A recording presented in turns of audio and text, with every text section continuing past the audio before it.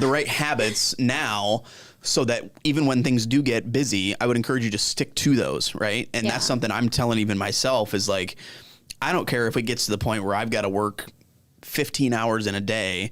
I would rather be thorough up front and make sure that we go through the process in full detail rather than just rush into things. Oh, yeah. You know, and I even had an example this morning.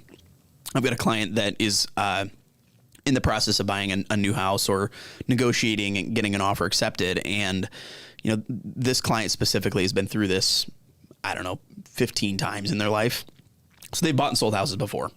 Well, not to get into financial details of his loan or anything, but my point is, he didn't want to provide me a lot of the stuff up front. He's like, oh, we'll get that later once we get inspections figured out.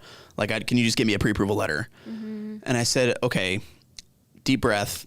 I need to understand, and I need you to understand, more importantly, how I'm approving you. Yeah. Because in this specific situation, he wanted an approval letter without selling his current property, which, listen, there's ways to get this done. Like, he's going to get approved, no problem. But I took the time still to make sure he understands, like, if I'm going to give you an approval letter without selling your current property, I need you to understand we may have to pay off a couple of credit cards, or, you know, we may have to get a separate appraisal done. Like, there's different things that I just want to make sure I was setting that basis before approving.